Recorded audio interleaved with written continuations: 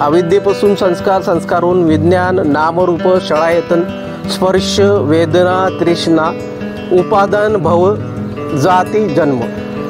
हिंदू धर्मातला जन्म पुनर्जन्म कन्सेप्ट हा मुळातला बुद्धाचा कन्सेप्ट आहे. बुद्धाला जेव्हा ज्ञानप्राप्ती झाली तेव्हा बुद्धाला पहिला जो प्रश्न पडला होता तो हा होता की हा धम्म, हे जे मला कळालं आहे ते मी सांगू का नको लोकांना. हा जो एक युनिट आहे, एक एक युनिट केल्यावर याच्यातला एक युनिट मी काढला बाहेर, बुद्धानं काढला. तो म्हटला की काय होतं याच्यात, तुम्ही जे मला बघताय किंवा मी जे तुम्हाला बघतोय, तुम्ही जे मला ऐकताय, हे सगळी कल्पना आहे,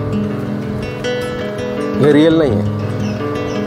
ते 5 जे आहेत, 5 याला म्हणताय स्कंद. असंख्य जन्म आहेत. मग एका जन्मातून दुसऱ्या जन्मात, दुसऱ्या जन्मातून तिसऱ्या जन्मात स्वर्ग नरक ही जी कल्पना आहे हे बुद्धिझममधून आलेली. अभिधम्म पिटकामध्ये बुद्धाने किती रिसर्च केला आहे बघा. तो म्हणतो 89 प्रकारचे चित्त असतात, 89. तृष्णा हे 3 नंतर पुढे 3 प्रकार करते. तृष्णेचे 3 प्रकार होतात. एक काम तृष्णा, भव तृष्णा, विभव तृष्णा. परिनिर्वाण म्हणजे काय, तर तो म्हटला की 5 स्कंदांचं थांबणे म्हणजे मृत्यू. आणि हे त्याला जे कळलं त्याला म्हणतात ज्ञानप्राप्ती. आणि मी सांगितल्याप्रमाणे त्यातला छोटासा पार्ट काढून बोललो इथं. काय सांगितलं मी, तुम्ही जे मला बघताय ते कल्पना आहे, मी रिअल नाही आहे. तुम्हाला वाटेल काहीतरी बडबड करू लागला, तर ते खरं आहे. तो स्ट्रगल करताना प्रत्येक प्राण्यामध्ये सेन्सेस विकसित झालेत. तुमचे 5 सेन्स ईश्वरानं दिलेले नाही तुम्हाला, ते डेव्हलप इव्हॉल्व झालेत. त्याच्यात आत्मा नाही, त्यामुळे बुद्धानं आत्मा नाकारलाय. बाबासाहेबांनी म्हटले आत्मा नाकारला आणि पुनर्जन्म म्हणतोय, असं कसं होऊ शकतं. मी म्हटलो कामावचर भूमी, लोकोत्तर भूमी म्हणजे स्वर्ग. स्वर्ग, कामावचर, नरक, मधलेलं राहिलेल्या 3 भूमीत मग तुम्ही जगू लागले, असा कन्सेप्ट गेलाय का. ख्रिश्चनिटीमध्ये, इस्लाममध्ये जन्म आहे, जन्नत आहे, तिथे हेवन हेल. ख्रिश्चनिटीमध्ये आहे नाही.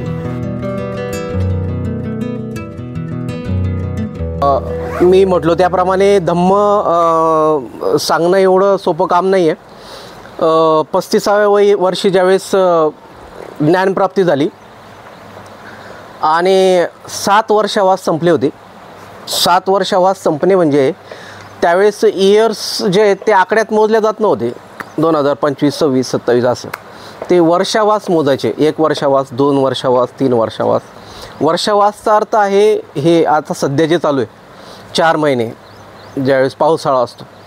तर 7 वर्षावास गेल्यानंतर म्हणजे बुद्धाचं वय त्यावेळेस 42 असेल, तर बुद्धाची आई किंवा मावशी, सावत्र आई होती, महाप्रजापती गौतमीनं म्हटलं की आम्हाला पण संघात यायचं आहे.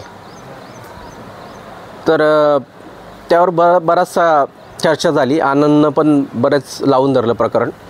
आणि मग बुद्धानं परवानगी दिल्यानंतर बुद्धानं वर्षावासात 7व्या वर्षावासात सलग 3 महिने स्वतःच्या आईला धम्म सांगितला होता. याचा अर्थ तो 1 तासाचं काम नाही, ते सलग 3 महिने बुद्धालाच लागले स्वतःला.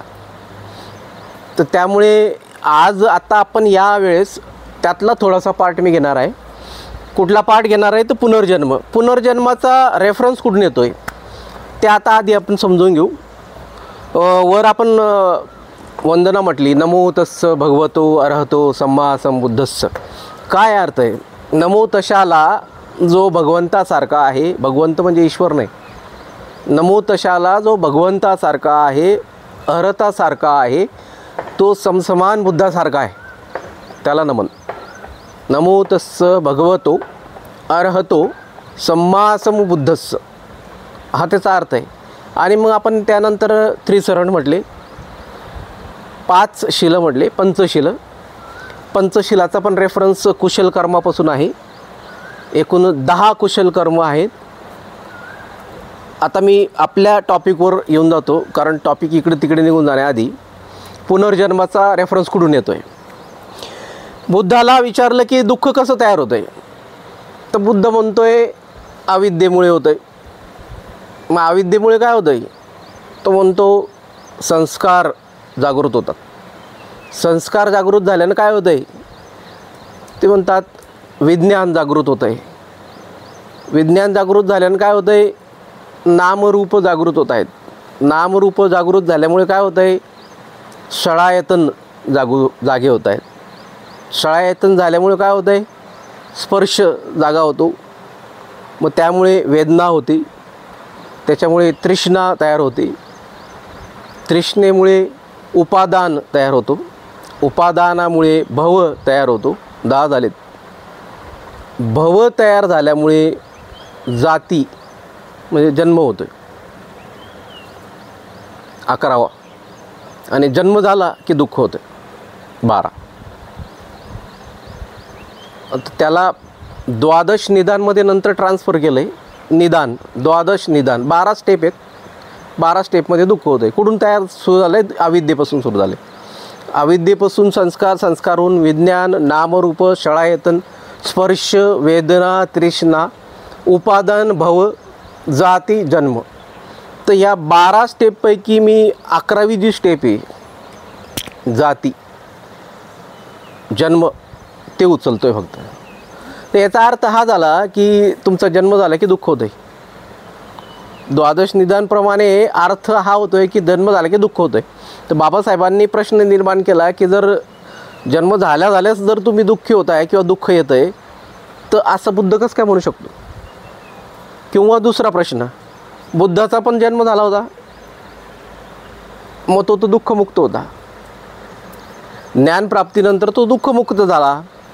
याचा अर्थ हा झाला की तिथं जन्म म्हणून जे बुद्धाला अभिप्रेत आहे ते नाही आहे जे तुम्ही समजतायत.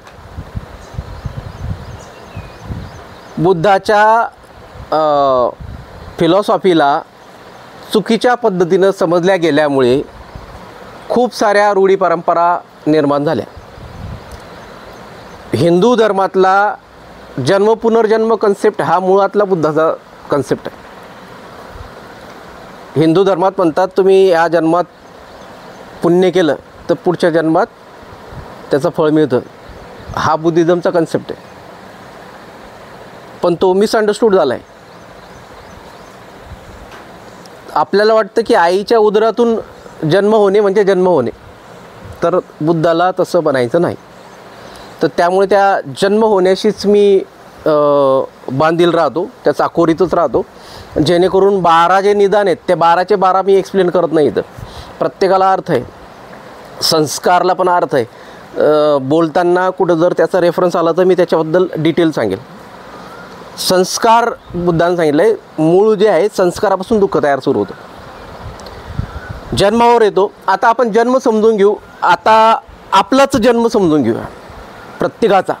इथे बसलेला प्रत्येकजण जन्म घेतो आहे आणि त्याचा पुनर्जन्म होतो आहे. कसं काय होतो आहे, आपण आपल्या लहानपणीचे जर फोटो पाहिले तर असं बाळ असल्यासारखं तुम्हाला दिसेल. तुम्ही बाळ होते, मोठे झालेत, मग नंतर ॲडल्ट झाले, मग अजून वय वाढत चाललं आहे. याचा अर्थ काय झाला, याचा अर्थ झाला की तुम्ही बदलतायत. तुम्ही जन्म झाले तेव्हापासून तर मृत्यू होईपर्यंत बदलतच गेलेत. मग तुम्ही कधी बदलता त्याचं ड्युरेशन शोधावं लागेल ना. बाळ होते, झोपले आणि दुसऱ्या दिवशी ॲडल्ट झाले असं तर होऊ शकत नाही, किंवा असं कोणाचं झालं पण नसेल. तुम्ही कधी बदलले हे तुम्ही लक्ष दिलं आहे का. तुम्ही स्वतःच कधी बदलता याच्यावर तुम्ही कधी लक्ष दिलं आहे का, किंवा तुम्हाला दिसलं आहे का तुम्ही बदललेत. तो बदल एवढा बारीक आहे, मायक्रो आहे, इतका मायक्रो आहे की कळतच नाही की बदललेत. लक्षात येत आहे. बुद्धाला जेव्हा ज्ञानप्राप्ती झाली तेव्हा बुद्धाला पहिला जो प्रश्न पडला होता तो हा होता की हा धम्म हे जे मला कळालं आहे ते मी सांगू का नको लोकांना. पहिला त्याच्यासमोर जो प्रश्न उभा राहिला होता तो हा होता की मी सांगू का नको. का? तो म्हटला की हे एवढं कठीण आहे समजायला की मी सांगितलं तर कळणार नाही. बुद्ध अँड हिज धम्मामध्ये बाबासाहेबांनी एक चॅप्टरवर त्याच्या मनात जे तयार झालं द्विधा त्याच्यावर एक चॅप्टर आहे अख्खा. मग त्याला का वाटलं असेल की कठीण आहे, तर त्याचा थोडासा बेस मी इथं तुमच्यासमोर मांडतो आहे की तुम्ही कधी बदललेत याचं ऑब्झर्वेशन तुम्ही कधी केलं आहे का. तर त्याचं उत्तर येईल नाही. का नाही, तर ते एवढा मायक्रो बदल आहे की तुम्हाला कळतच नाही की तुम्ही बदलतायत. याचा अर्थ हा आहे की मी ज्यावेळेस सुरू केलं, एक आता 4 वाजता सुरू केलं होतं मी, 4 वाजून 4 मिनटं वगैरे काहीतरी झाले होते. 4 वाजून 14 मिनटं झालेत, 10 मिनटं झालेत. तुम्ही 10 मिनटात बदललेत. या 10 मिनटात तुम्ही बदललेले आहेत. 4 वाजून 4 मिनटांना जेव्हा मी सुरू केलं आणि आत्ता ज्यावेळेस ह्या क्षणाला तुम्ही आहात ते वेगवेगळे आहेत. तुम्ही बदललेले आहात. मग त्या कशाला बदल म्हणायचा. मुद्दा आहे 4 आठवडे लागले बुद्धाला ह्या सगळा धम्म व्यवस्थित तयार करायला. एक तर ज्ञानप्राप्तीत 4 आठवडे बसल्यावर बुद्धाला ज्ञानप्राप्ती झालेली आहे वैशाख पौर्णिमेला. तर त्याला या गोष्टी सुचत गेल्या की याचा अर्थ काय आहे की बदल कशाला म्हणता येईल.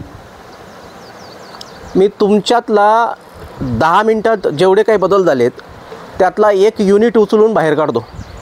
इथं असं बोर्ड पाहिजे होतं त्यामुळे बोर्डची आवश्यकता असते. 1 युनिट बाहेर काढतो. युनिटचा काय अर्थ आहे, तर आमचं इंजिनिअरिंग झालं आहे त्याच्यामुळे आम्हाला युनिटी म्हणजे माहिती काय. युनिटी म्हणजे कुठलीही गोष्ट मोजण्यासाठी एक जो अंक असतो, एकच गोष्ट. 100 रुपये तर 1 रुपयाला 1 युनिट म्हणतो आपण. 1 रुपयापासून ते मोजायला सुरू करतो ना. 1 किलोपासून सुरू करतो. 1 किलो 1 युनिट आहे. 1 मीटर, मग 100 मीटर, 1000 मीटर, 1000 मीटर.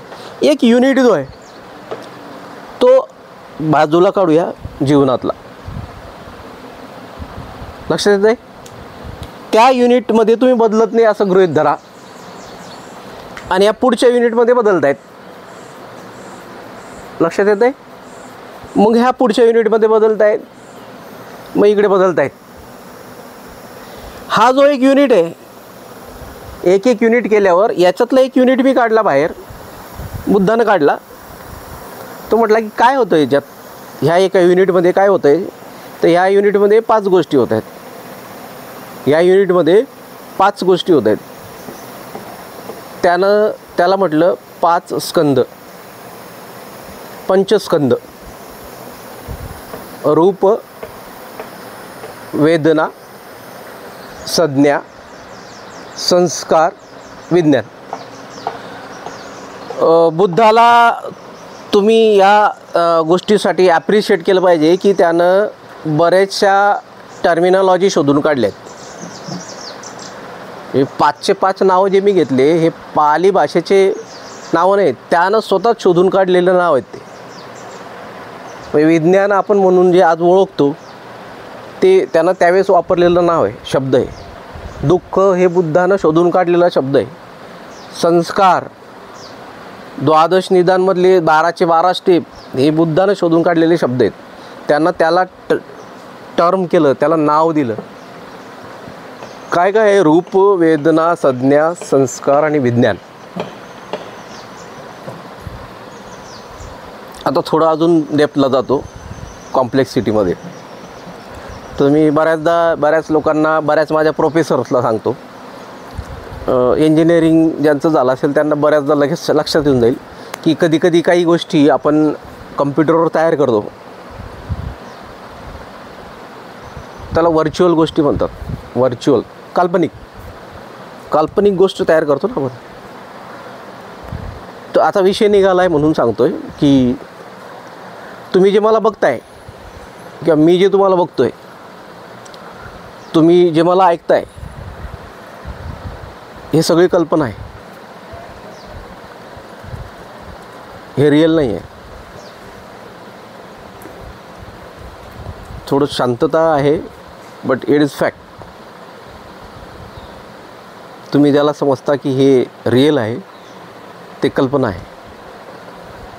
हे बुद्धाकडून बोलतो आहे मी, त्या डेपला जात नाही म्हणून त्याला वाटलं होतं की समजेल का नाही, तिथं जात नाही. फक्त एवढंच तुम्हाला इंट्रोडक्टरी सांगतो की या 5 स्कंदाच्या माध्यमातून आपण गोष्टी रिसीव करतो. कुठली गोष्ट?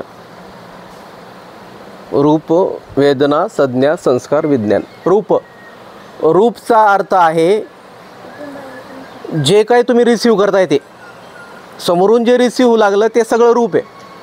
एकदम शॉर्टमध्ये गोष्टी सांगत जातो, फार डिटेलमध्ये पुस्तकात येईल. पुस्तक 200-250 पानाच्या पुढे गेलं, डिटेलमध्ये येईल. रूपचा अर्थ आहे मी जे बघतोय, 5 माझे सेन्सेस जे आहेत,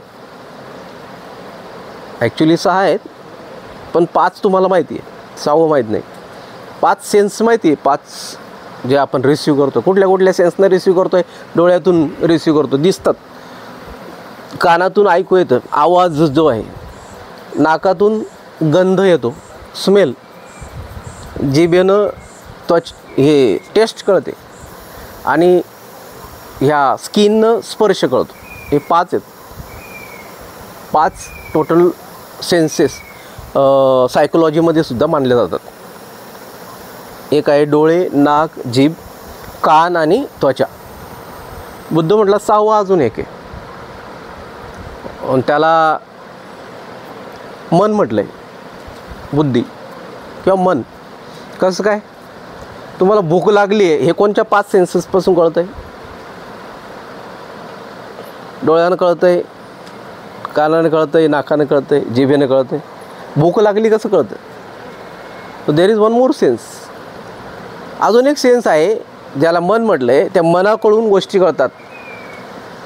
भूक लागली आहे, उत्साही आहे, तहान लागली, तर अशा काही सेन्स ज्या आहे, अशा गोष्टी ज्या रिसीव होतात ते आहे मन. तर त्यामुळे 6 आयतनं आहेत, षडायतन. हे 6 सेन्सेस आहेत. त्या 6 सेन्सेसच्या माध्यमातून तुम्हाला जे काही कळू शकतं त्याला म्हणतात रूप. लक्षात आहे? म्हणजे आवाज जो येतो आहे ते रूप आहे, नुसतंच दिसतंय ते रूप नाही. आवाजसुद्धा रूपच आहे. जो स्मेल येतो आहे ते पण रूपच आहे.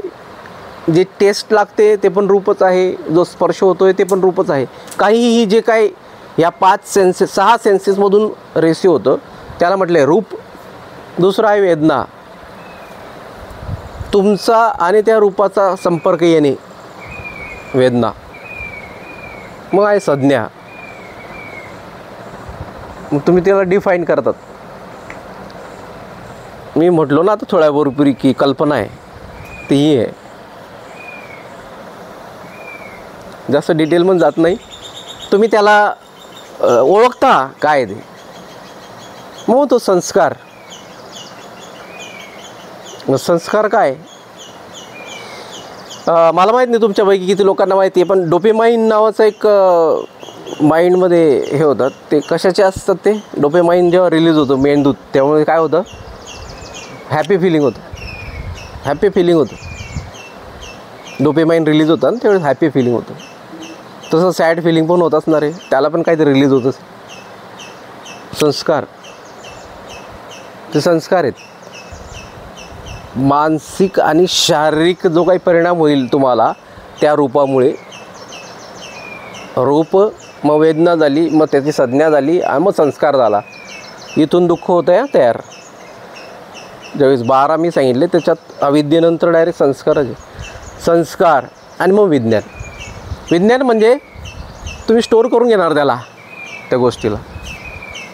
डेटा सायन्स, डेटा स्टोअर झाला आहे. बुद्धिझम टोटल सायंटिफिक आहे, टोटल. त्याच्यात असं कधीच म्हटलेलं नाही की एक आंधळे चालले होते आणि बुद्ध गेला आणि मग त्यांना हात लावला आणि ते दिसू लागलं त्यांना. मी तुम्हाला जे सांगतो आहे ना याच्यात थोडंसुद्धा काल्पनिक तुम्हाला जाणवणार पण नाही, काल्पनिक आहे काहीतरी स्टोअर झालं आहे माइंडमध्ये. हे 5 जे आहेत 5 याला म्हणतात स्कंद. त्या स्कंदांना म्हणतात उपादान स्कंद. जर तिथं तृष्णा तयार झाली तर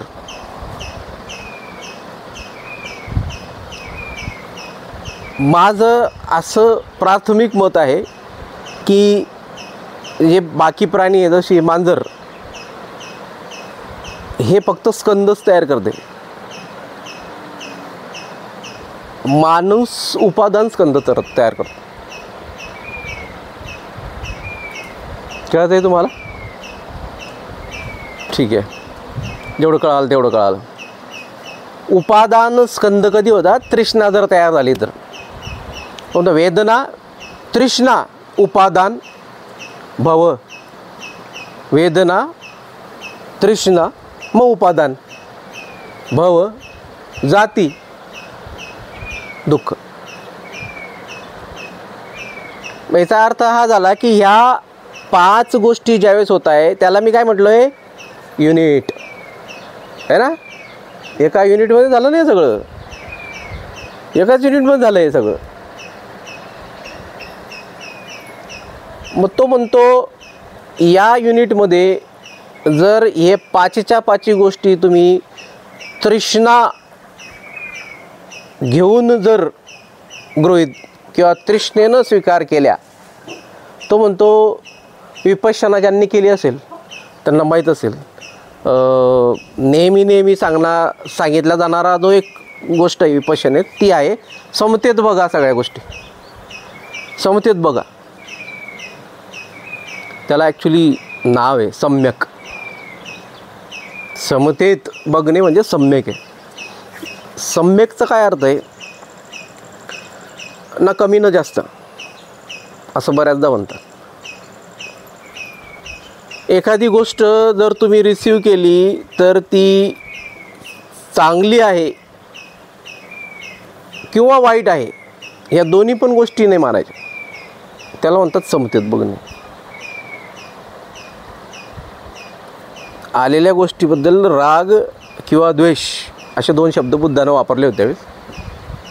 राग किंवा द्वेष हे दोन्ही पण त्याला जर तुम्ही मानलं नाही, त्याला रागानं पण स्वीकारलं नाही, द्वेषानं पण स्वीकारलं नाही, तो आहे तसाच स्वीकारला, तर त्याला म्हणतात समतेत पाहिलं. तुम्ही या 5च्या 5 गोष्टी जर समतेत रिसीव केल्या तर तुम्ही तृष्णा तयार करत नाही आहे, तृष्णेवर बोलत नाही, तृष्णा बाजूला ठेवतो. हां, मग या युनिटमध्ये जर तुम्ही तृष्णा तयार केली तर या युनिटमध्ये केलेली तृष्णेमुळे पुढच्या युनिटमध्ये त्याचे परिणाम भोगावे लागतात. लक्षात येतं का? हां, या युनिटमध्ये जर तृष्णा तयार केली तर याचा परिणाम पुढच्या युनिटमध्ये भोगावा लागतो. तिथे पण 5 स्कंद होणार आहेत. ते तिथं तृष्णा करणार ती वेगळी. मी या तृष्णेचं सांगतो आहे तुम्हाला. ह्याच्यातली तृष्णा इकडे परिणाम दाखवते. त्याला एक शब्द वापरला आहे बुद्धिझममध्ये, कार्यकारण भाव, कॉज अँड इफेक्ट. त्याचा इंग्लिशमध्ये अर्थ आहे cause and effect. The whole world is running under the law cause and effect. हे बुद्धाचं बेसिक स्टेटमेंट आहे. कारण परिणाम ह्या, मग हे कारण त्याचा परिणाम, मग ते कारण त्याचा परिणाम अँड सो. तो म्हटला जर तुम्ही इथं तृष्णा तयार केली तर इथं तुम्ही जे तयार होत आहे याला म्हणायचं पुनर्जन्म.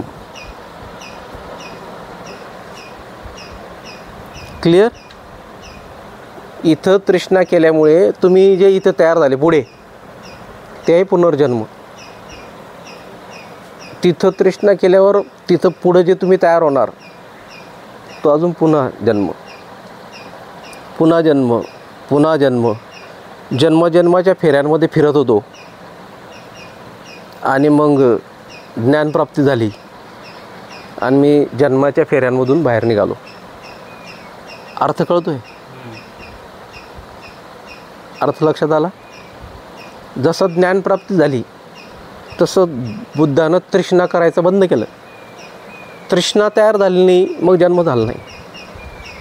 मग बुद्धाचा जन्म झाला नाही. मग जन्म नाही झाला तर त्याला त्या अवस्थेला काय म्हणायचं? त्यानं म्हटलं निर्वाण झालं. परिनिर्वाण म्हणजे डायरेक्ट मृत्यू. निर्वाणचा अर्थ आहे दुःख तयार होत नाही आहे, तृष्णा तयार होत नाही आहे, जन्म होत नाही आहे.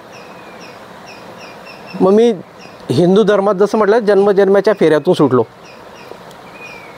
ते आहे सुटला फेऱ्यातून, जन्मजन्माच्या फेऱ्यातून बाहेर निघाला. आता त्याचा जन्म नाही झाला पुन्हा. म्हणजे ज्ञानप्राप्तीच्या वेळेस बुद्धा ज्या अवस्थेत होता त्याच अवस्थेत मेला आहे. त्याच अवस्थेत बुद्धाचं महापरिनिर्वाण झालं. त्याचा जन्म झाला नाही. मग पुनर्जन्म झाला नाही किंवा निर्वाण प्राप्त झाला, मग त्याला बुद्धानं निब्बाण असं नाव दिलं. आणि त्यामुळे पुनर्जन्म होत नाही आहे. कशामुळे होत नाही तर तो तृष्णेमुळे होत नाही. तृष्णा तयार करत नाही म्हणून पुनर्जन्म होत नाही. मग याचा अर्थ हा झाला की आता त्या युनिटचं ड्युरेशन किती असेल? मायक्रोसेकंड असेल, मायक्रोसेकंड बहुतेक. किती वेळात तुम्ही बघता, वेदना होते, संज्ञा तयार होते, त्याचा संस्कार तयार होतो आणि विज्ञान तयार होतं. किती? एका क्षणात कमीत कमी 1000 तरी गोष्टी रिसिव्ह होत असणार. सो 1000 वेळेस जन्म झाला आहे. मग तुमच्या जन्मापासून ॲक्च्युअल मृत्यूपर्यंत किती जन्म होत असणार आहे? करोडो, असंख्य असंख्य जन्म आहेत. मग एका जन्मातून दुसऱ्या जन्मात, दुसऱ्या जन्मातून तिसऱ्या जन्मात. बुद्ध म्हणतो मी जेव्हा माझ्या पूर्वजन्मात आमका आमका होतो. काय अर्थ असेल? अर्थ आता क्लिअर होईल. तो त्याच्याच लाईफमधली जुनी गोष्ट सांगू लागला आहे. कालची असेल किंवा आठवड्याभरापूर्वीची असेल किंवा काही वर्षांपूर्वीची असेल. ज्यावेळेस मी कामवाचर भूमीत होतो, असं तो म्हणतो. 4 प्रकारच्या भूमी. हे बघा गोष्टी बदलल्यात कशा. स्वर्ग नरक ही जी कल्पना आहे बुद्धिझममधून आलेली. त्यानं म्हटलं आहे 4 प्रकारच्या भूमी आहेत. कुठल्या कुठल्या 4 प्रकारच्या भूमी आहेत? पहिली आहे कामावचर, रूपावचर, अरूपावचर, लोकोत्तर. बुद्धाची जी भूमी आहे ती लोकोत्तर भूमी आहे. मग काय अर्थ आहे ह्या 4 भूमीचा अर्थ काय आहे? तर तो म्हटला की तुमचे अवस्था ज्या आहेत, चित्त, तर बऱ्याचदा चित्ताला मी बुद्धिझमचे काही बुक रेफर केले. तर ज्यांनी लिहिले आहेत बुक ते मी ॲज इट इज घेतलेच नाही आहे. मी केवळ रेफरन्स म्हणून ते वाचतो आणि त्याच्यातून मी माझे अर्थ काढतो. हे सगळे ज्या गोष्टी मी तुम्हाला सांगतो आहे हे तुम्हाला सिमिलर सापडेल की जन्म झाला आणि मग त्यानंतर त्याचा जन्म थांबला आणि मग तो निर्वाण प्राप्त झाला. त्यालाच हिंदू धर्मात मोक्ष असा कन्सेप्ट आला. मोक्ष मिळाला. मग आपण काहीतरी ज्ञान करू, तपस्या करू, मग मोक्ष होईल, मोक्ष प्राप्त होईल. मोक्ष प्राप्त होईल म्हणजे काय होईल? तर हा बेसिकली बुद्धिझममधून आलेला कन्सेप्ट आहे विकृत स्वरूपात. पुढे जाऊन मग कृष्णाला जन्म कसा होतो, मग आत्मा तिकडून जाते, मग पुनर्जन्म किती महत्त्वाचा आहे, मग वगैरे वगैरे गोष्टी सांगावं लागल्या. भगवद्गीता हे बुद्धिझम नंतरची आलेली आहे. बुद्धाच्या पूर्वी कुठलंच लिटरेचर नाही भारतात, कुठलंच नाही. वेदसुद्धा नाही. काही रूढी परंपरा होत्या ज्या ब्राह्मण क्लास फॉलो करत होता. त्या पलीकडे कुठलंच लिटरेचर भारतात उपलब्ध नव्हतं. या सगळ्या खोट्या गोष्टी आहेत की हे बुद्धापूर्वी 5000 वर्षापूर्वी वेद लिहिले. खोट आहे. स्क्रिप्टच नव्हती. बुद्धाच्या वेळेस स्क्रिप्टच नव्हती. त्याच्यामुळे विषयच संपला. नाही तर बुद्धिझम तेव्हाच लिहून तयार झालं असतं. रेकॉर्डेड हिस्ट्री जी आहे इंडियाची ते बुद्धिझमपासून पुढंच आहे. त्याच्या मागं काहीच नाही, उपलब्धच नाही. तेही त्यातही सगळं असा गोंधळ आहे. तर ह्या 4 ज्या भूमी मी बोललो त्या कुठल्या भूमी आहेत, तर थोडासा रेफरन्स आला म्हणून ते सांगतो आहे. चित्ताच्या अवस्था ज्या आहेत, हे जे चित्त आहेत त्याचा अर्थ आहे बघा, बुद्धिझममध्ये हे चित्त शब्दसुद्धा बुद्धानंच आणलेला आहे. तर प्रॉब्लेम हा आहे की त्याला पॅरल शब्दच नाही दुसरे, त्याच्यामुळे ते समजवता येत नाही. दुःखाला पॅरल शब्द नाही आहे. तुम्ही ज्याला समजता की हे दुःख आहे, ते नाही आहे दुःख, ते वेगळं काहीतरी असेल किंवा दुःखाचा परिणाम असेल. तुम्ही रडताय तर दुःख आहे असं नाही, ते दुःखाचा परिणाम आहे. दुःख हे तुम्हाला कळायला बहुतेक विपश्यना करावं लागेल काही महिने. बुद्धानं विपश्यनेपासूनच सुरू केलं होतं आनापानसती. तर चित्त हा शब्द पण त्याच्याकडून आला, त्याच्यामुळे त्याचं पॅरलल मला तुम्हाला सांगायला जरा जड जाते. पण सिमिलर एखादा शब्द सांगावा असं वाटला तर तुम्ही म्हणेल मूड, तुमचा मूड. चित्त म्हणजे मूड असं ना, कधी कधी राग आलेला असतो, कधी कधी खूप प्रेम आलेलं असतं, कधी उत्साही असतो, कधी कंटाळा आलेला असतो, कधी आळस आलेला असतो, कधी दुःखी असतात, कधी कोणाचा तरी मत्सर वाटत असतो. तर मानसिक आणि शारीरिक अवस्था त्याला म्हटले चित्त.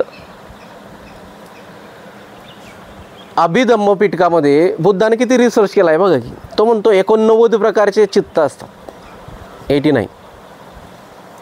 89 प्रकारचे वेगवेगळे चित्त आहेत. म्हणजे तुम्ही वेगवेगळ्या तुमच्या मानसिक किंवा शारीरिक अवस्था आहेत ना, त्या 89 प्रकार आहेत. बुद्धाने एवढा डेप्थला गेला. तुम्हाला 89 पैकी 54 ज्या चित्त अवस्था तुमच्या असतात त्या कामोपचार भूमीमध्ये येतात. म्हणजे तुम्ही त्या अवस्थेत आहे सध्या. कामोपचार नॉर्मल आपण जे जीवन जगतो, कामोपचार भूमी म्हणजे काय, कामोपभोग वगैरे या सगळ्या गोष्टींमध्ये माइंडमध्ये असलेले सगळे जगणारे लोक, ती सगळ्यात खालची लेवलची भूमी आहे बुद्धाप्रमाणे.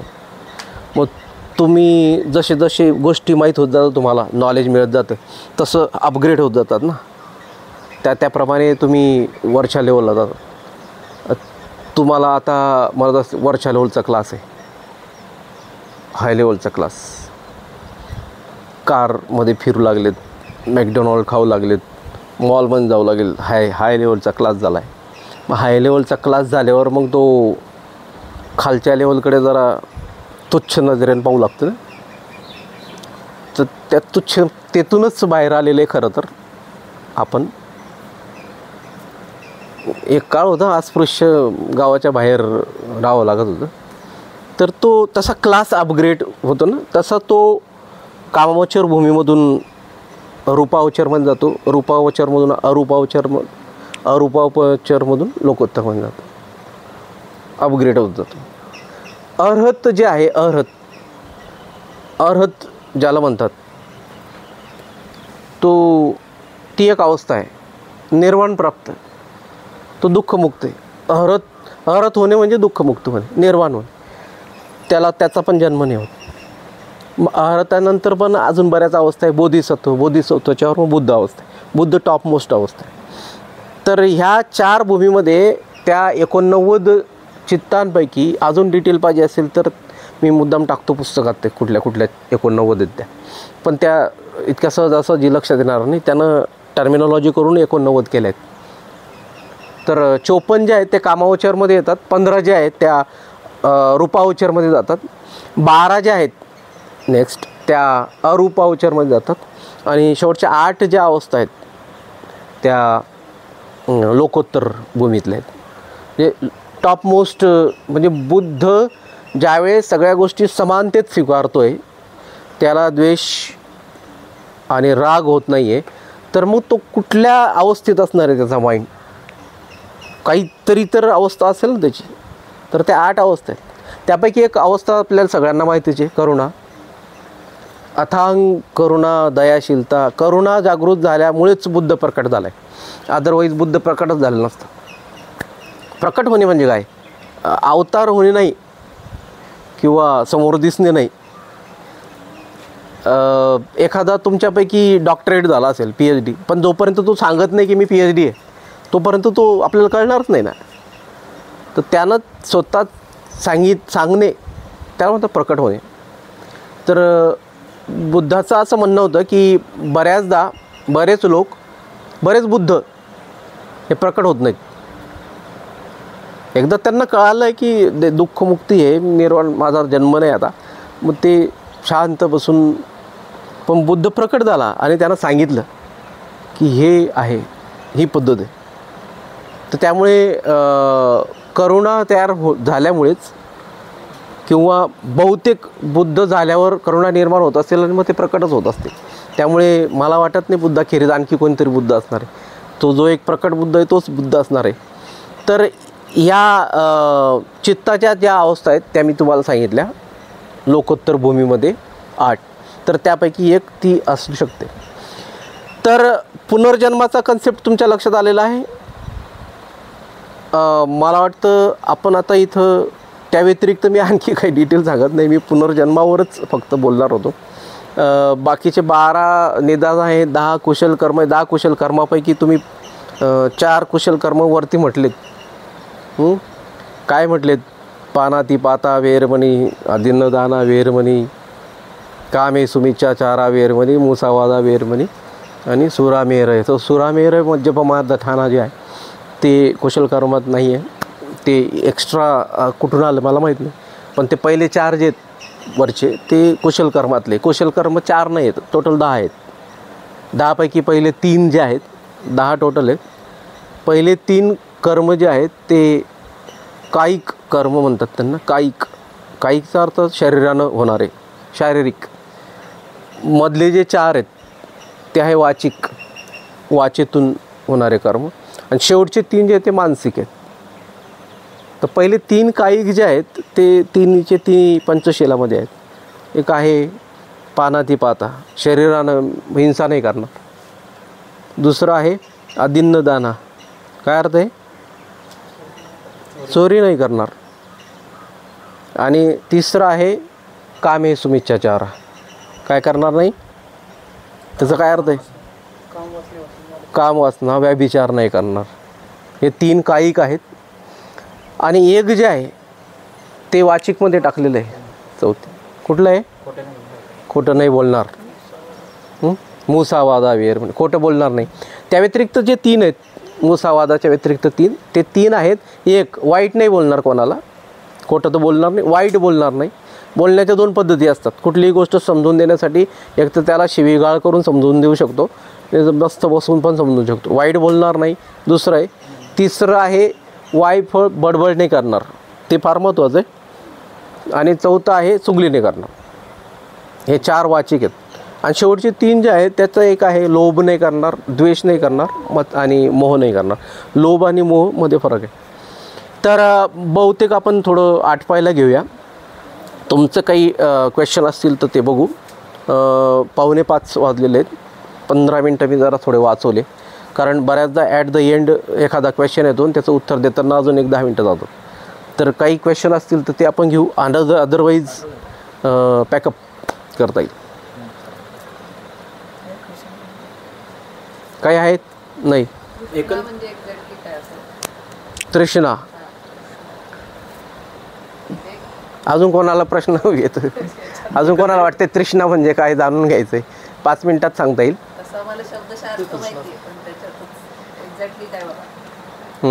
एकंदरीत तुम्ही आता सगळं जे काय सांगितलेलं आहे, मग हे आपल्याला कसं करता येईल? म्हणजे काय वाचनच की मग काय प्रॅक्टिकली पण करता काय करता येईल? कसं काय करता येईल? जे स्कंद वगैरे सांगितलेले आहेत गोष्टी, 8 मार्ग, अष्टांगिक मार्ग.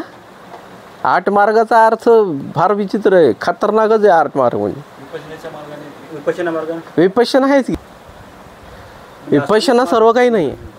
अष्टांगिक मार्गाला फॉलो करावं.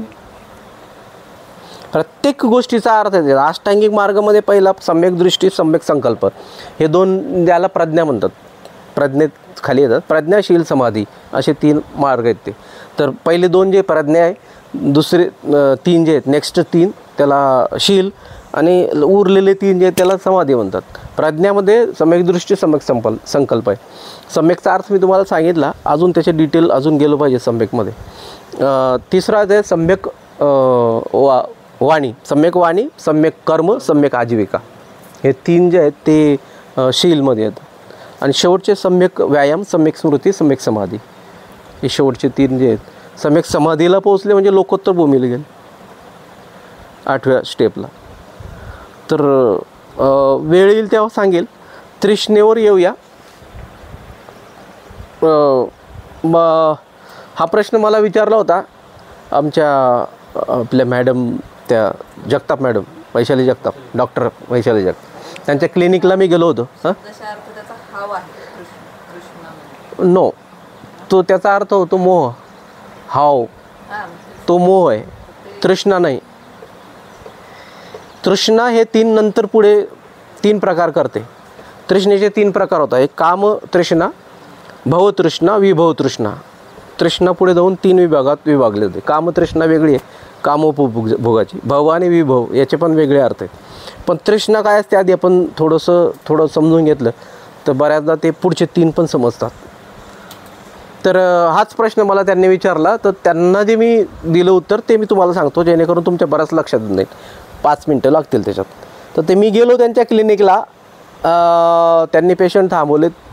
मग 2 लस्सी मागवलेत मला. त्यांनी एक घेतली, मी एक घेतली. मग लस्सीचं घोट घेतल्याबरोबर त्यांनी प्रश्न केला, सर हे तृष्णा काय असते? तर मी म्हटलो सांगेल मी तुम्हाला तृष्णा काय असतं वगैरे सगळं सांगतो, पण हे कुठून आणली लस्सी तुम्ही? चांगली नाही ते, म्हणजे आंबट, काय खराब लागते सर. म्हटलं हो, मला आवडली नाही. दुसरं काही मागवायचं का? म्हटलं नाही, असू पितो. मग त्या डिस्टर्ब झाल्या, लस्सी मला आवडली नाही. मग मी त्यांना म्हटलं की तुम्हाला वाईट वाटतं का? तर म्हटलं हां, ऑब्वियसली वाटणार. लस्सीशी तुमचा काय संबंध आहे? कळालं तुम्हाला? तुम्हाला वाईट का वाटतंय? लस्सी इथून आणली, दुकानातून आणली, तुम्ही थोडी बनवली, आणि समजा बनवली असली तरी तुमचा काय संबंधच नाही त्याची. तुम्ही पैसे देऊन 2 लस्सी मागवल्या, त्यापैकी एक मला दिली, त्या दिलेल्या लस्सीशी तुमचा काही संबंध नाही ना, पण तुम्ही तो जोडला आहे, त्याला म्हणायचं तृष्णा. लक्षात आलं आहे? म्हणजे गोष्टींशी जोडून घेऊन त्याच्या अस्मिता तयार करणे. हा माझा शर्ट, पेन, माझं हे, याला कोणतरी वाईट बोललं की मला वाईट वाटतं आहे. माझा काय संबंध आहे? मी म्हटलं आहे काय शर्ट घातलं आहे, चांगला मिळालं नाही का, तू वाईट वाटतं? काहीच संबंध नाही ना. तृष्णा. तर ही आहे तृष्णा. तर अशा तृष्णा तुम्ही मुलाबद्दल, बायकोबद्दल, वडील, आई, भाऊ, बहीण, माझा देश, माझी माती, माझं घर, माझं सोफा, माझं शर्ट, माझे केस, माझं नाक, माझं कान, डोळे, सो दॅट कनेक्शन इज तृष्णा. तर ते तुम्ही ज्या दिवशी करणार नाही, तुमचा जन्म होत नाही म्हणतो तो, जन्म थांबतो. मग तुम्ही म्हणाल कसं काय, असं कसं शक्य, तोडू कसं? तो म्हणतो आत्ता सरवले गेले का थोडं तुटणार आहे. These are the steps, follow it. सम्यक दृष्टीपासून सुरू करा. काय करायचं सांगतो, सम्यक दृष्टीत काय करायचं सांगेल मी, पण असं सुरू करा म्हणतं. बरं, तृष्णा कळालं काय? आता सांगितल्याप्रमाणे तुम्ही म्हणताय की जन्म माणसाचा होत राहतो जोपर्यंत डिटॅचमेंट होणार. हां, डिटॅचमेंट होऊन माणसाचा जन्म कुठपर्यंत होतो?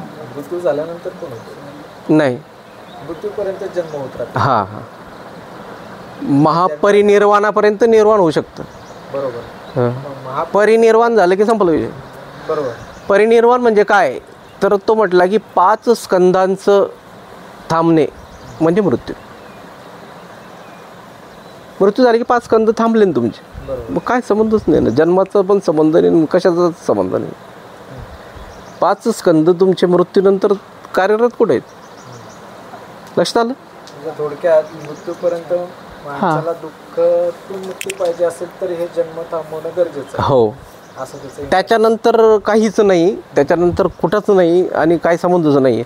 त्याच्यानंतरचा काही विचारच करायचा नाही कुठलाच, की कुठंतरी जन्म होईल आणि काहीतरी ईश्वर दुःखातून जर मुक्ती आपण घेतली नाही तर हे जन्म होतच राहणार आहे. होत राहणार मृत्यूपर्यंत. जन्म होत राहणार म्हणजे तुम्ही दुःखी राहणार. दुःखी राहणार, दुसरं काही नाही. ज्याला दुःख मुक्त व्हायचं आहे त्यानं हे करा.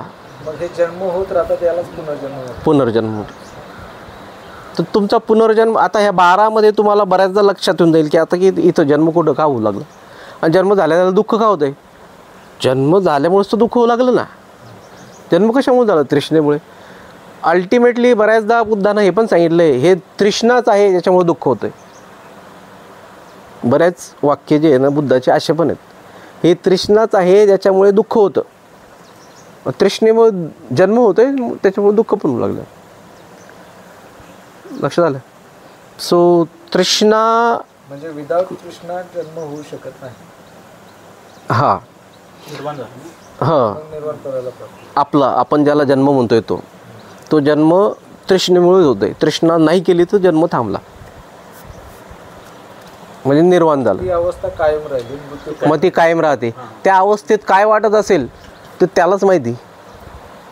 तो टर्म बाबासाहेबांसोबत का जोडला? महापरिनिर्वाण. महापरिनिर्वाण म्हणजे मृत्यू. परिनिर्वाण म्हणजे मृत्यू. बुद्धाबरोबर पण आहे ना. बुद्धाचं महापरिनिर्वाण वैशाख पौर्णिमेला झालेलं आहे 480 इसवी सन पूर्व 483 इसवी सन पूर्वी 483. तर त्याला महापरिनिर्वाण. परिनिर्वाणचा अर्थ आहे की डायरेक्ट मृत्यू, पण परी काढून टाकलं, नुसतं निर्वाण उरलं. निब्बाण ॲक्च्युली पालीमध्ये निब्बाण शब्द आहे. तर त्याचा अर्थ आहे हे तृष्णा संपवली, तृष्णा करायला संपवलं. ज्यावेळेस त्याला कळलं की असं होतं आहे त्यानं बंद करून टाकलं. ते तो एवढा एगर होता ती गोष्ट जाणून घेण्यासाठी की त्याला कळल्याच त्यानं निर्वाण प्राप्त झाला. आणि हे त्याला जे कळलं त्याला म्हणतात ज्ञानप्राप्ती. आणि मी सांगितल्याप्रमाणे त्यातला छोटासा पार्ट काढून बोललो इथं. मी अजून पूर्ण धम्म तुम्हाला सांगितलेलं नाही. पूर्ण धम्म सांगितला नाही. 12मधला एकच पार्ट काढला ना. 12 आहेत की अजून ते. प्रत्येकाचं वेगवेगळं अर्थ. आपण सर सेशनमध्ये सकाळचे ते मी बोलला होता, बुद्ध म्हणाला की माझ्याही आधी तिथं होऊन गेले. एच बुद्धा तिथाच असं बुद्धानं खरंच म्हटलं असेल का नाही माहीत नाही, परंतु असू पण शकतं. मी म्हटलं प्रकट होतात, काही अप्रकट राहतं. असं पण असेल जो वेडा तुमच्या समोर घराच्या बाजूला फिरू लागला केस वाढून, तो निर्वाण प्राप्त असेल. तो सांगे ना काही. बुद्ध सांगत नाही, कशाला सांगायचं. तू त्यानं थांबवलं सगळं. हा प्रकट झाला, हा म्हटलं मी सांगतो हे जगात एवढं दुःख आहे वगैरे वगैरे नाही का, आणि मला सांगितलं पाहिजे म्हणून त्यानं सांगितलं. आणि मग ते सांगताना मग त्यानं सगळं फॉर्म केले, टर्मिनॉलॉजी तयार केल्या, मार्ग हे वगैरे वगैरे सगळं आर्य सत्य. पण मग काही असे पण असतील ना ज्यांना कळालं आहे सगळं, पण ते म्हटलं मला काय घेणं देणंच नाही ना काही. तो डिटॅचच होऊन जातो ना. करुणा म्हणजे नेमकं काय? करुणाचा सरळ पॅरल अर्थ हाच असला पाहिजे, दयाशीलता. मिनिंग नाही विचार. तुम्ही आता ज्या अवस्था सांगितल्या, जशी कृष्ण अटॅच झाल्यानंतर अमुक होतं, त्या स्कंदांसोबत अटॅच केल्यानंतर जन्म होतो वगैरे, त्या भाषेमध्ये करुणेला कशामध्ये बसवतात? ते चित्ताची एक अवस्था आहे. त्यात बहुतेक असंच वाटत असेल की भवतु सब्ब मंगलम असं असलं पाहिजे. मला पण त्याच्यातलं काही एवढं डिटेल अजून बेसिक फंडामेंटल माहीत नाही. ठीक आहे, बंद करूया. कृष्ण ही फक्त मानवामध्येच होतं असं मला वाटतं. बाकी प्राण्यामध्ये नाही होऊ शकत. बहुतेक नाही होत. मनुष्यरूपी म्हणजे जन्म हा मनुष्यरूपी झाल्याशिवाय काय म्हणता बुद्ध म्हणजे प्रत्येक जो मनुष्य आहे तो बुद्ध झाल्याशिवाय त्याचा मनुष्य रूपाचा जन्म आहे तर तो होणं थांबेल का? म्हणजे निर्वाण प्राप्त झालं की थांबलं की बुद्ध होण्याची पण काय आवश्यकता नाही. मनुष्याला कधी ना कधी त्याला बुद्ध व्हावंच लागेल. निर्वाण अहर्त आहे, निर्माण व्हायला अहर्त व्हावं लागेल. बुद्ध अजून वरती आहे. म्हणजे अनंत व्हावं लागेल. हां, अहरत आणि अहरत झालेत ना बुद्धाच्या वेळेस. ज्यावेळेस पहिली धम्मसंगीती झाली, बुद्धाचा परिनिर्वाण महापरिनिर्वाण झाल्याच धम्मसंगीती आयोजित करत लावायला लागली होती. कारण सगळा गोंधळ गोंधळ गोंधळ. मी सांगितलं तुम्हाला एक छोटीशी गोष्ट. आता मी त्यातली एक गोष्ट तुम्हाला सांगितली आहे. संज्ञा काय सांगितलं मी, तुम्ही जे मला बघताय ते कल्पना आहे, मी रिअल नाही आहे. तुम्हाला वाटेल काहीतरी बडबड करू लागला, तर ते खरं आहे. ते खरं कसं आहे हे मी तुम्हाला म्हणजे कसं पटवून द्यायचं याचं काहीतरी शोधतो. परंतु इट इज फॅक्ट की ते रिअल नाही, काहीच रिअल नाही. मी जाऊ दे, मरू दे तिकडं. हे पंखा दिसतोय ते रिअल नाही आहे. मग काय म्हणायचं? नाही आहे ते रिअल. नाही, रिअल कशाला म्हणायचं? रिअल कशाला म्हणायचं याच्यावरच क्वेश्चन मार्क लागेल ॲक्च्युली. माणूस जो आहे ना तो एक्झिस्टन्स तरंग आहेत का बोलता? नाही नो तरंग नाही म्हणता येईल त्याला. आता तुम्हाला थोडंसं सांगतो त्याच्यातलं फक्त. त्यामुळे त्याला वाटलं ना एकच कळेल का नाही लोकांना, अवघड आहे ना ते. आता थोडं सांगतो तरी बघा तुम्हाला कुठपर्यंत लक्षात येतं आहे. एका पेनड्राईव्हमध्ये 2 GB डेटा आहे. पेनड्राईव्ह माहिती आहे प्रत्येकाला. 2 GB त्याची कॅपॅसिटी आहे. एक पिक्चर घेतला मी 2 GB त्याची 1.5 GB पिक्चर आहे. 1.5 GB पिक्चर घेतला, पेनड्राईव्हमध्ये टाकला, लॅपटॉपला लावला, पिक्चर पाहिला, पिक्चर पाहून झाला आणि मग डिलीट करून टाकला. पिक्चर कुठे गेला?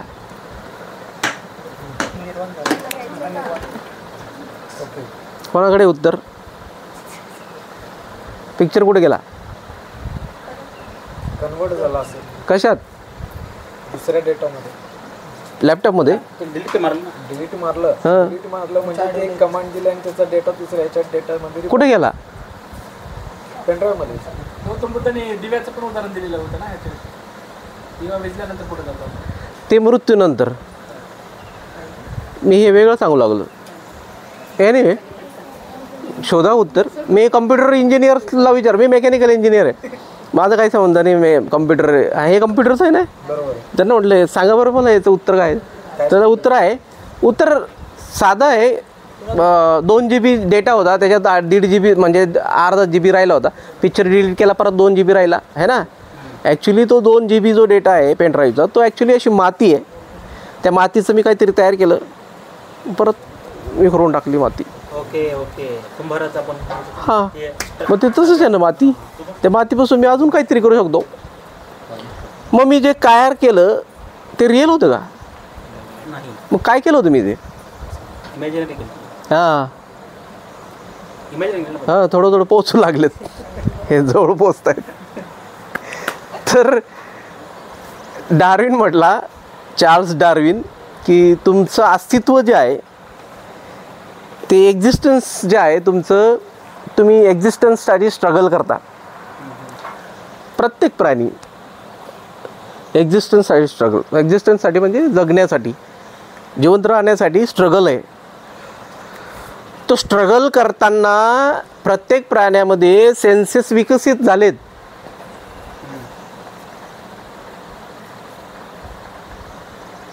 तुमचे 5 सेन्स ईश्वरानं दिलेले नाही तुम्हाला, ते इव्हॉल्व झालेत. इव्होल्युशनचा अर्थ माहिती, इव्हॉल्व उत्क्रांत झालेत. तुम्हाला डोळे नव्हते, नाक नव्हतं, कान नव्हतं, जीभ नव्हती, काहीच नव्हतं. तुम्ही असे रेंगणारे पण असू एका काळी. मग तुम्ही उत्क्रांत झाले ना. उत्क्रांत झाल्यावर समजा डोळे विकसित झाले. कशासाठी विकसित झाले? एक्झिस्टन्ससाठी. तुम्हाला वाचण्याकरिता दिसलं पाहिजे ना गोष्टी, कळत आहे का? वाचण्याकरता ऐकू आलं पाहिजे ना काहीतरी. तुम्हाला जिवंत राहायचं असेल तर. असा विकास झाला त्यांचा. कसं कळत आहे? काहीतरी येतंय, इथं रिफ्लेक्ट होतंय, इथं तयार होतंय व्हर्च्युअल.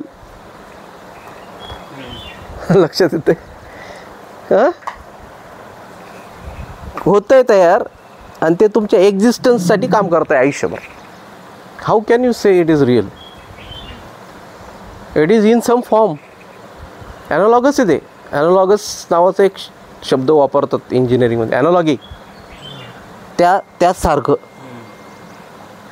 कशाचंच त्यासारखं असं म्हणून मेंदूत तयार करू लागलं ते काहीतरी. अख्खा व्हिडिओज तयार होऊ लागला आहे आयुष्याचा सेन्सेसच्या माध्यमातून. पिक्चर बघता ना थिएटरमध्ये, खरं असतं का ते? जे दिसू लागलं त्याला काहीतरी फॉर्म दिला आहे मेंदूनं, ज्याला तुम्ही म्हणता पिक्चर आहे, त्याला म्हणता मेटल आहे. काय माहिती कुठपर्यंत कळालं. एनिवे, ते नाही कळालं तरी काय हरकत नाही, ते डज मॅटर. थोडं लक्षात येतं हां. तर तो एक काहीतरी फॉर्म आहे, त्या फॉर्ममध्ये तुम्ही रिसिव्ह करतात गोष्टी, दुसरं काही नाही. एनिवे, मग त्याच्यापासून पुढं भरपूर विकास झाला काहीतरी.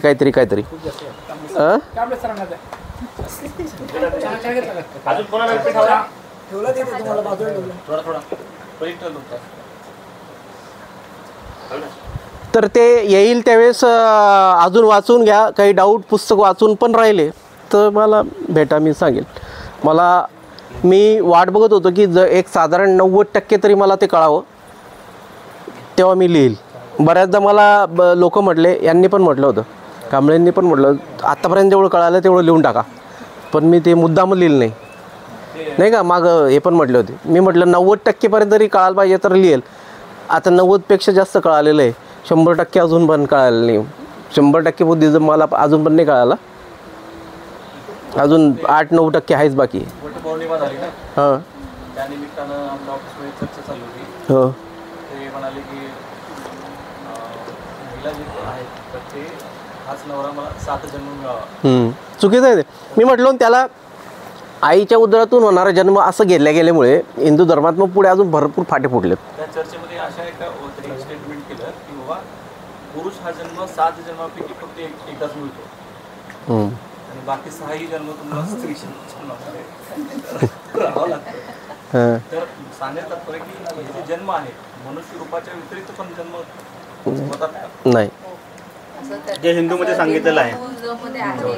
म्हणजे तुमचं हे एकमेव आयुष्य आहे की ज्याच्यामध्ये तुम्ही मनुष्य रूपाने जन्माला आलात, तर तुमचं पुढचं आयुष्य हे इतर रूपानं नाही, येऊ शकतं. No, nothing. हे रूप बदलून होण्याची शक्यता होतात. नाही, काहीच संबंधच नाही. एकदा निर्माण झालं की झालं तुमचं, संपलं. नाही, एंड, परिनिर्वाण. परिनिर्वाण जर झालं तुमचं ना, आयुष्य तुम्ही कृष्णातच राहिला आयुष्यभर, संपलं मग. आणि मग त्याच्यानंतरचं जे काही तुमचं आयुष्य, कारण जन्म त्यानंतर आयुष्यच नाही.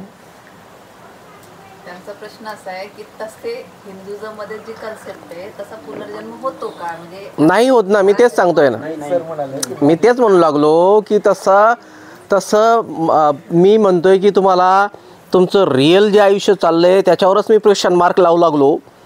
तुम्ही आफ्टर आयुष्य पण विचारू लागलेत. हा, हे जगातच राहिलं दुसऱ्याच गोष्टी ना, हे जे जगू लागले याच्यावरच मी क्वेश्चन मार्क लावला ना की तुम्ही हे बात आहे, रिअल नाही आहे. नाही आहे ते, रिअल नाही आहे ते. रात्री 12 वाजेपर्यंत काय पुनर्जन्म नो, त्याला जे आहे आयुष्य मेल्यानंतर, तर ते एका पर्टिक्युलर गोष्टींना बनून आईच्या उदरात तुम्ही ते तयार होता. हे बायोलॉजिकल प्रोसेस आहे, सिम्पल. आणि त्याचा जन्म होतो, मग तो जगतो आणि आयुष्य काही मग सेन्सेस कमी होत जातात, मग डोळेच आजू झालं, कमी ऐकू लागलं वगैरे वगैरे, नाही का. And that's all. तुम्ही संपले. मग तुम्हाला ते काहीतरी जाळतात आणि you can be get converted in other some form. बारीक बारीक गोष्टीमध्ये तुमचं जे काही केमिकल आहे ते जिकडच्या तिकडे जाईल फक्त, बस, दॅट्स इट. तुम्ही ॲज अ सगळं सम म्हणून एक काहीतरी नवीन जन्म घेऊ लागले, हे चुकीचीच गोष्ट आहे.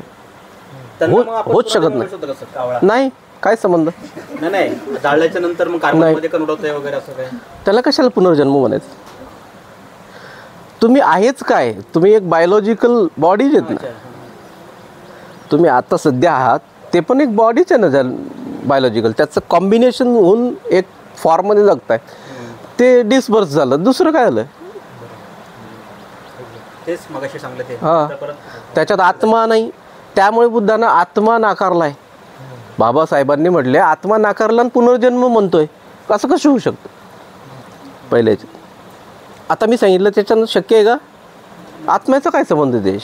पण सर हे बुद्धिझम मध्येच अजून मुळात 2 प्रकार आहेत. त्याच्यात पण महायानमध्ये आणखी ह्या भरपूर अशा कन्सेप्ट आहेत, त्याच्यामुळे पण कन्फ्युजन असेल. हो ना, भरपूर कन्फ्युजन आहे त्याच्यामुळेच आहेत. मी म्हणतो काय, बुद्धाच्या महापरिनिर्वाणानंतर 60 दिवसात तर पहिली धम्मसंगीती झाली महाकाश्यपाच्या अध्यक्षतेखाली. त्यावेळेस म्हटलं गेलं की त्याला 500 अहर्थ लागत होते, 499 होते. आनंद तोपर्यंत अहर्थ झालेला नव्हता. अहर्थ होणे म्हणजे काय? निर्वाण. हां, आता मी तुम्हाला इंजिनिअरिंग शिकवतो तसा प्रश्न विचारत जाईन मध्ये मध्ये, मी जे शिकवून झालेलं आहे त्याचं उत्तर मागू शकतो की काय सांगा म्हणून. तर तो अर्थ नव्हता, पण मग त्यानंतर असं त्या कहाणीत लिहिलं आहे म्हणून मी तुम्हाला सांगतोय. मग तो एका रात्रीत अर्थ झाला वगैरे. अर्थ झाला म्हणजे काय, त्यानं ते बसला असेल, विपश्यना केली वगैरे आणि ते आपल्या स्वतःतून काढल्या त्या गोष्टी. तो आधी अर्थच्या आधी असेल, जस्ट थोडं काही बाकी असेल त्याच्यात, त्याला अजून काय कसोटी लागतात वगैरे त्यात गेलो नाही मी अजून. 3 पिटकं आहेत, अभिधम्म पिटक, सुत्त पिटक, विनय पिटक. या 3 पिटकाचे सब डिव्हिजन आणि सबग्रंथ असे एकत्र केले तर ही अख्खी जागा कमी पडेल एवढे पुस्तकं तयार होते. ठीक आहे, तर तेवढं सोपं नाही ते. मी म्हटलं की मी म्हणतो कुठे 100% बुद्धिझम मला पण माहीत नाही, 90च्या वर मी गेलेलो आहे. तेवढंच लिहिणार आहे जेवढं मला कन्फर्म माहिती आहे. बाकीच्या राहिलेल्या गोष्टी बघता येतील मला. मी म्हणतो ना, मी एकदा गाडी चालवतो का ड्युटीवर जात असताना सकाळी मला संस्कार म्हणजे काय लक्षात आलं. नाही तर मला संस्कार म्हणजे काय लक्षात येत नव्हतं. कारण बुद्ध म्हणतो दुःख कुठून सुरू होतं, तर अविद्या, अविद्यापासून संस्कार. अविद्याचाच सिंपल अर्थ आहे. अविद्या म्हणजे माहिती नसणे. धम्माचे ज्याला हे प्रोसेस माहीत नाही, आता मी जे तुम्हाला सांगितलं आहे काय ते माहीत नसते म्हणजे अविद्या. पुढे संस्कार. मग संस्कार कशाला म्हणायचा, करत करत करत जात असताना मला लक्षात आलं की अच्छा हे आहे प्रकार. आणि मग मी म्हटलं ना रेकॉर्ड करून ठेवतो, तसं रेकॉर्ड करून ठेवलं. बऱ्याचदा मी तंद्री लावून जाते, त्या लिंक लागत मग ते माझी बायकोच मला विचारते काय विचार करत बसला आहे म्हणून, तुला कशाची चिंता लागलेली आहे. तिला मी काही सांगितलं नाही कधी, तर ते असं याच्यात असतो मी की याचं काय कसं लागत असेल, मग ती लिंक लागते. ह्या पुनर्जन्माची लिंक मला तशीच लागली की अच्छा हेही तो लागला पुनर्जन्म. मग जसं मला ते कळालं तसं मी त्याच्या संदर्भात लिहिलेल्या गोष्टी वाचल्या की वेदना होते, मग वेदनानंतर तृष्णा होते, तृष्णानंतर उपादान, मग जाती. म्हटलं लागू होतं की इथं परफेक्टच बसू लागलं ना. मग तो जर म्हणू लागला की माझा बुद्ध म्हणतो की माझा जन्म थांबला, त्यानंतर माझा जन्मच झाला नाही. म्हटलं अरे लागू होऊ लागलं ना. मग तो म्हटलं माझ्या पूर्वजन्मी मी असं होतं तसं होतं, लागू झालं ना तेव्हाच ना. तो जर म्हटला पूर्वजन्मी माझं असं झालं होतं, मग हंस पडला, मी हंस वाचवला. कधीची कहाणी आहे, लहान असतानाची, देवदत्त आणि बुद्धाची. हां, तरुण वयात असतं, टीन असतं. सो असं ते गोष्टी कळत जातात आणि ते न कळल्यामुळेच पहिली धम्मसंगीती लगेच 60 दिवसात झाली. लगेच पुढच्या 100 वर्षात तो दुसरी घ्यावं लागली. पुढच्या अजून 100 वर्षानंतर एक साधारण 150-250 वर्षानंतर अशोकाच्या काळी तिसरी घ्यावं लागली. का बरं झाल्या परत 100 वर्षात बदलत गेलं. 100 वर्षात गोष्टी न समजल्यामुळे गडबड झाल्या. प्रत्येकानं आपला असा अर्थ काढला ना. एकानं अर्थ पुनर्जन्माचा असा काढला, आत्ता पुनर्जन्माचा अर्थ असा होऊन बसला. मी म्हटलो कामावचर भूमी, लोकोत्तर भूमी म्हणजे स्वर्ग. स्वर्ग, कामावचर नरक, मधलेलं राहिलेल्या 3 भूमीत मग तुम्ही जगू लागले. असा कन्सेप्ट गेला आहे का ख्रिश्चनिटीमध्ये, इस्लाममध्ये? जन्म आहे, जन्नत आहे तिथं, हेवन हेल ख्रिश्चनिटीमध्ये आहे नाही. कुठून मी का म्हणतो 18 वर्ष तो इकडं गायब होता. सकाळी बोललो ना तो 18 वर्ष नव्हताच ना तो. हां तो इकडूनच गेला असेल की. हां साईबाबाचं वेगळा कन्सेप्ट सांगितला आता. इथं नको ठेवायला, आपण घेऊन जाऊया. बरं कसं थांबूया? हां सिक्स सेन्स कोणाचं चांगलं? मन. हां मन. 6 म्हणजे असं काल्पनिक सेन्स नाही तो. 6वं ज्ञानेंद्रिय आपलं मन म्हणून. मन ॲक्च्युली 6 सेन्स मनाच्या माध्यमातून ज्या गोष्टी तयार होतात त्यालाच बुद्धानं धम्म म्हटलं आहे. अभिधम्म पिटकात धम्म. बाकीचे चक्षुविज्ञान म्हणजे डोळ्यापासून मिळणारं विज्ञान किंवा मग ग्रहण विज्ञान त्याला धम्म विज्ञान असं म्हटलं आहे. त्याला धम्म शब्द वापरला. मनाचे जे काही खेळ आहेत त्याला धम्म शब्द वापरला आहे. बहुतेक पूर्ण त्याच्या याला धम्म हा शब्द तिथूनच आला. त्याचा अपभ्रंश होऊन धर्म झाला आहे. धर्म हा मूळचा पाली भाषी शब्द आहे. धम्म धर्म हाच पाली भाषेचा शब्द आहे. म्हणजे धम्म होता तो, त्याचा अपभ्रंश होऊन धर्म झालेला आहे. बुद्धाच्या पूर्वी किंवा बुद्धाच्या वेळेसुद्धा धर्मच नव्हता जगभर, कुठलाच धर्म नव्हता. हा धर्म हा कन्सेप्टच बुद्धानं आणलेला आहे. त्यांना धम्म म्हणून आणला, तुम्ही नंतर त्याला धर्म म्हणून घेतला आहे. धम्म हा मुळात मग धम्माचा अर्थ आहे की ते ज्ञान ज्यामुळे तुम्ही दुःखमुक्ती व्हायला लागले, ते ज्ञान जर सांभाळून ठेवायचं असेल तर त्या ज्ञानासाठी लढावं लागेल ना तुम्हाला. आलं का लक्षात? त्याच्यासाठी लढावं लागेल ना. लढले ना, धम्मासाठी लढलेत लोक. धम्म साबूत ठेवण्यासाठी पुढे जाऊन कन्सेप्ट काय आला? धर्मासाठी लढायचं आहे. तर हे फाउंडेशन सगळंच सगळं धम्म बुद्धाचे जगभराचा फाउंडेशन. मी सकाळी सुरुवातच तशी केली. जगभराचा फाउंडेशन बुद्ध आहे. जो पहिला नंबरचा धर्म, दुसऱ्या नंबरचा धर्म, बाकीचं सोडाच विषय. तर त्यामुळे आपण थांबूया, जाऊया हळूहळू घराकडे. चलो ठीक. आता एक शब्द वापरला सर तुम्ही, अर्हत. अर्हत ह वर रफार आणि त अर्हत. हां अरिहंत किंवा अरिहंत हा पण अपभ्रंश शब्द आहे त्याचा. हां अर्हत. अरिहंत बहुतेक जैनिझममध्ये पण वापरतात अर्हंत. आणि जैन पण मी आगम म्हणून आहे त्यांचे साहित्य, जैन साहित्य आगम, जसं पिटक आहेत बुद्धाचे. ते आगम तुम्ही वाचले ना तर पाली आणि आगमचं प्राकृत भाषा म्हणतात त्याला. ते सेमच वाटत आहेत. जैनचं काय म्हणलं? आगम ग्रंथ त्यांचे लिटरेचर, जैन लिटरेचर हे आगम म्हणतात त्याला. आगम बुद्धाचे त्रिपिटक किंवा हिंदू सोकॉल्ड हिंदूचं, जसं आपलं भगवद्गीता आजकाल म्हणतात. भगवद्गीता नेहमी नव्हती, आत्ता सध्या भगवद्गीता आहे. ठीक आहे, ओके.